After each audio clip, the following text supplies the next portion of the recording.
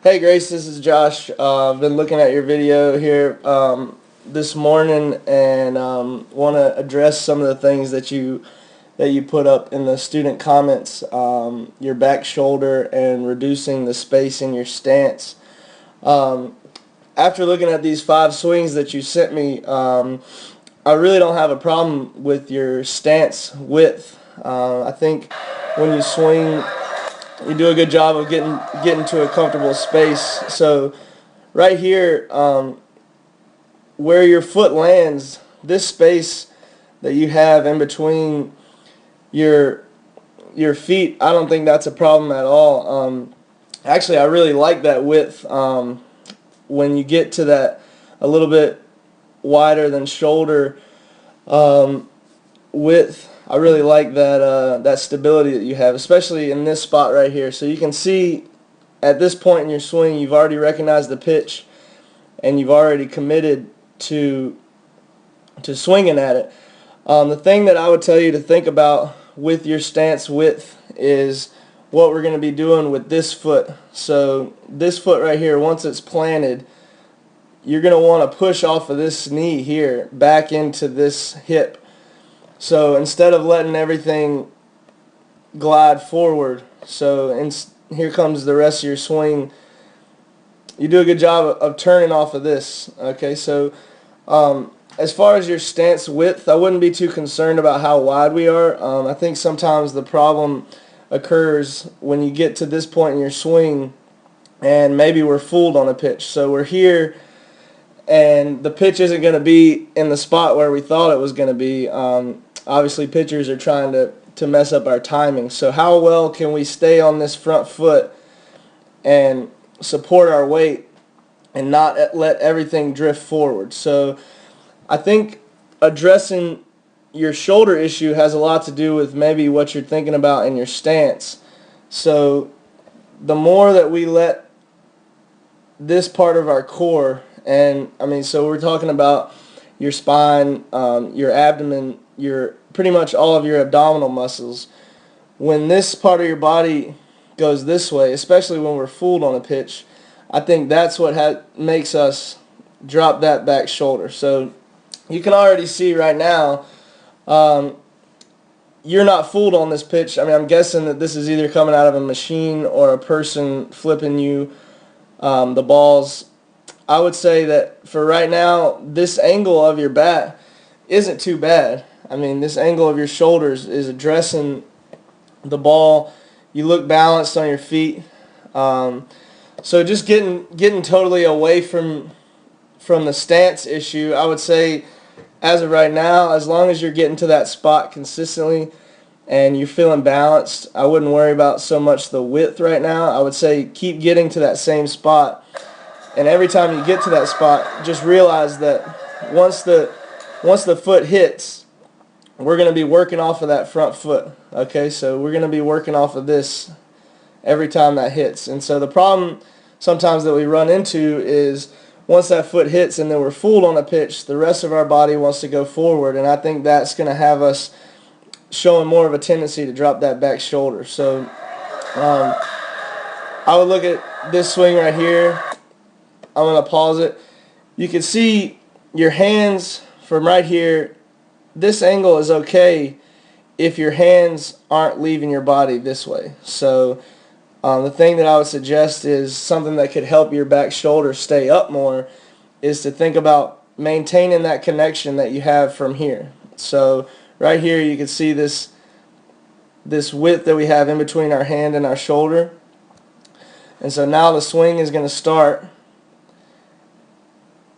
If you see the swing in slow motion, immediately your hands do this motion. So right now your hands are pulling your shoulder down. I don't think that it's the other way around. So if you back it up a little bit right here, and we think about oh, excuse me, Grace. If we think about maintaining this connection, so we have this bend in our elbow, your shoulders are straight, your foot hits, okay, so now our shoulders are straight.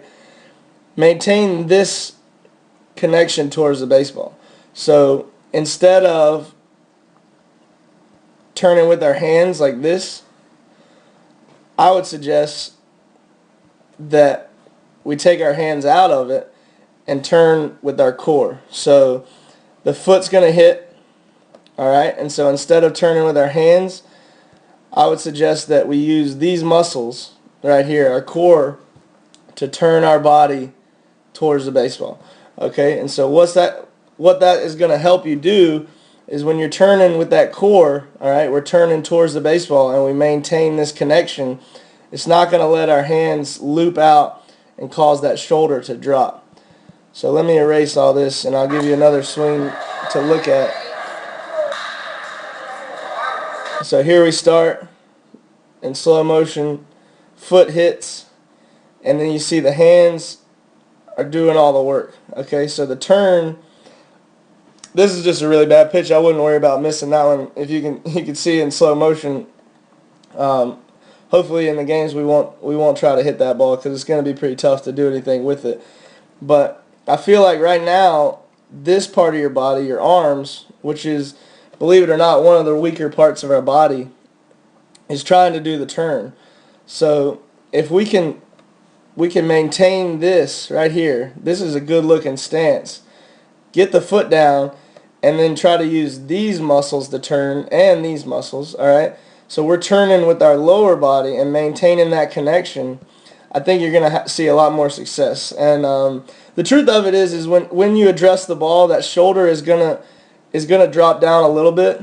Okay, that's not really such a big problem. I think the problem is when we let these hands drop. So you can look at where your hands start. Okay, the ball's coming in this way. Our hands start here. And then you have like a pretty significant drop. I mean, I would even say like at least a foot. So watch your hands. Here comes the ball. Okay, so pretty much our hands go from here down to here, and then we start our swing. So we're initiating this swing with our little tricep muscle. If you can, I'm not saying you have little triceps. I'm just saying everybody has weaker triceps than they have core. So if we can try to leave those hands where they started here, let that foot hit the ground. Okay, now we're pushing off of this and we're turning against it. So we're turning with our core against that. Instead of letting our hands drop to here to swing and this turn from there, I think you're going to have a lot more effective swing, and you're also going to make a lot more consistent contact.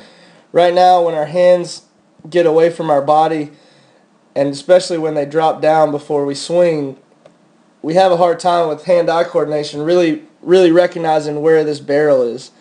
So when the barrel starts at the top of our swing, right now we know exactly where we're at. All right, we got good recognition of our barrel and the ball's coming in. But when we drop them to here, now our swing's starting here. Everything's away from our body, and we kind of lose that barrel recognition. So the thing that I would say I would suggest that we work on the most is maintaining that tight feel. Okay, so right now everything's in good and tight. This arm is relaxed. Okay, maintain that. Let the foot hit, and then try to keep these hands from doing all the work. Okay, so here our hands are doing all the work out here, and our body's kind of along for the ride. I would suggest that we leave the hands there, let the body do the turn, and try to maintain that position while we're going through. So one more swing. See, this is a lot better. Your hands don't go out as much, and I'm guessing that you hit this ball a lot harder. So here we go. We got a good front side. We're going to use this to turn. You even have really good bend in your elbows. I would say just use that, maintain that position, and look at that contact point. I mean, that's excellent. I mean, if you can figure out how to do that consistently, Grace, I would say that you're going to have a lot of success. I mean, your eyes on the ball. This front elbow has a little bit of bend in it, which is excellent.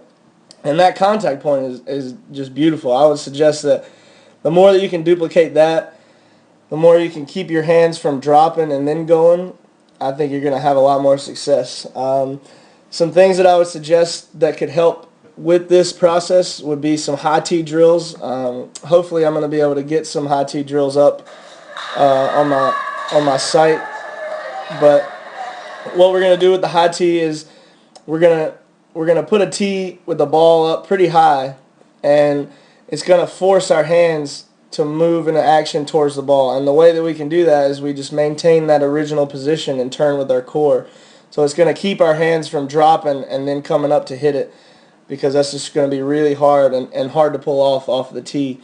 So I would suggest some high tee, and then when you're doing this, these flips or this machine, I would just really concentrate on using those abdominal muscles to turn and trying to maintain that hand, that arm starting position. I think you're going to have a lot of success. And that's the end of this quick analysis.